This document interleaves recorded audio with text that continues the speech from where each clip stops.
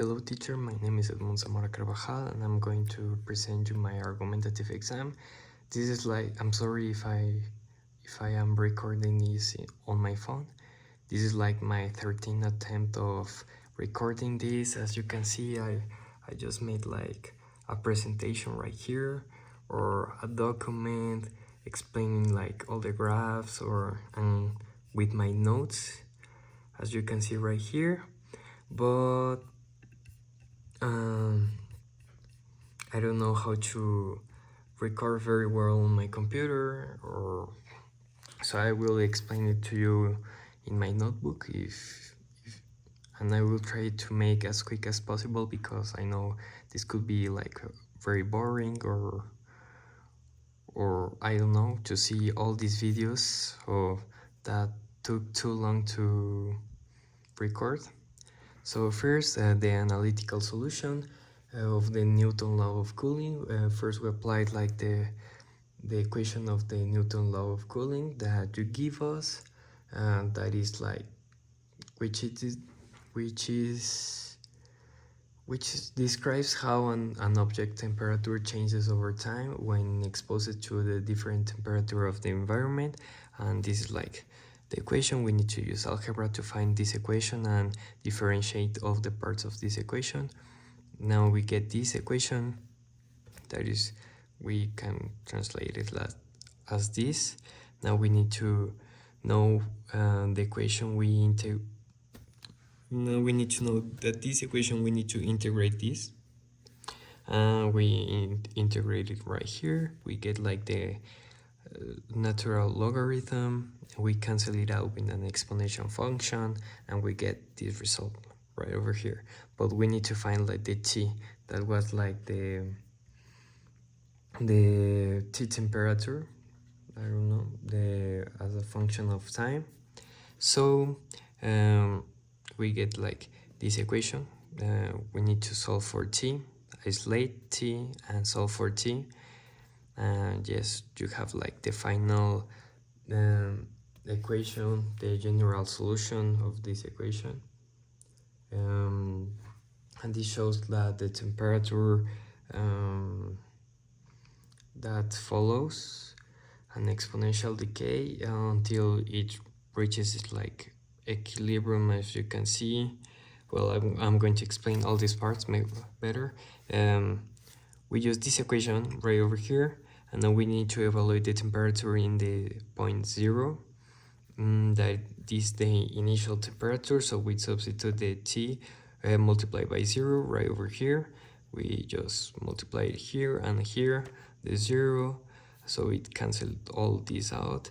Now we need to solve like for c, because we are looking for the constant c equation that we can be considered as the initial difference in the temperature of an object and the surrounding that they are giving us.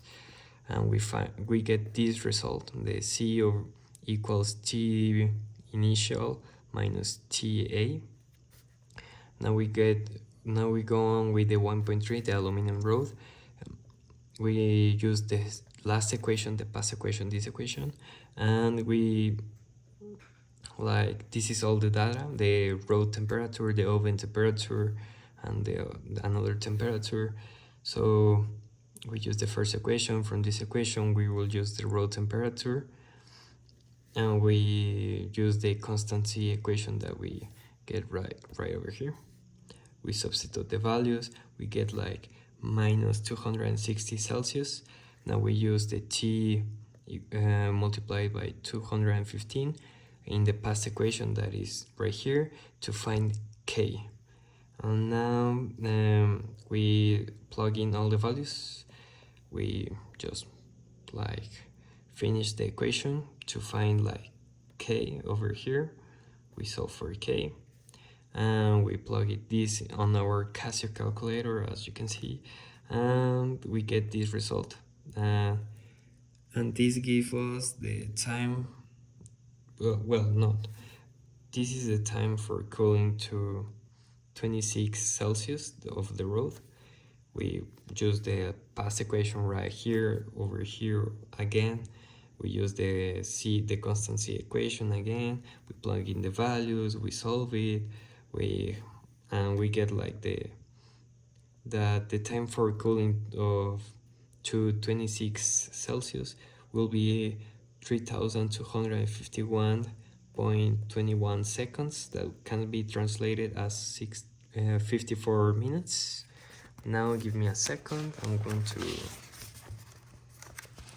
have a look.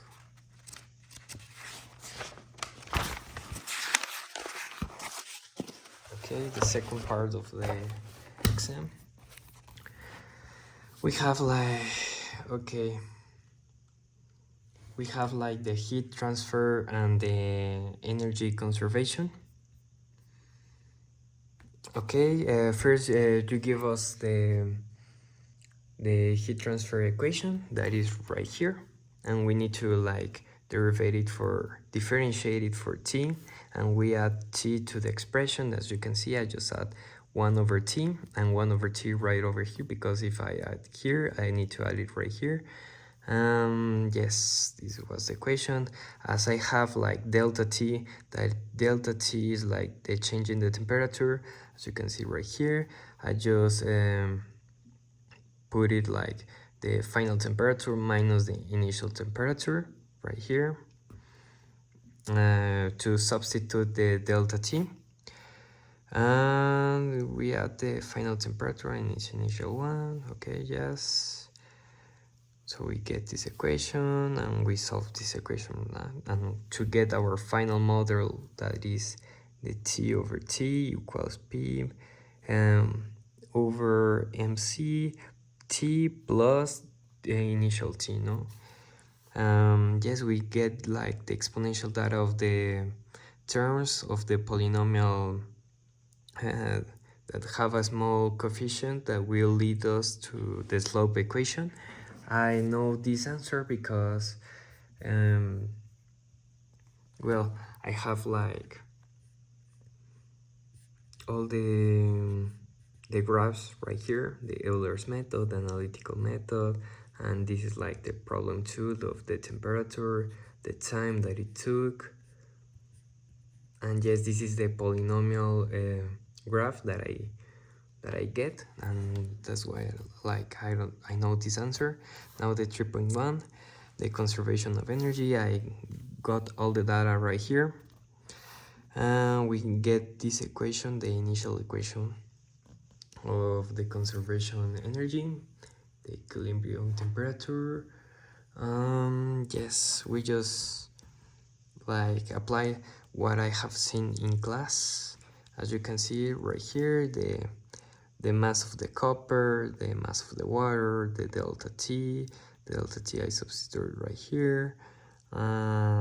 Yes, this is the T prime that will be the final equation temperature. This is the final equation temperature. I just need to solve for T, the T prime. As you did it in class, we just need to find the final equilibrium temperature, no? And this is like the final equilibrium temperature. This is the equilibrium temperature when it reaches to the final temperature, and the energy lost by the kettle will be like gained by the water. We need to go on with the thermal expansion of the cone.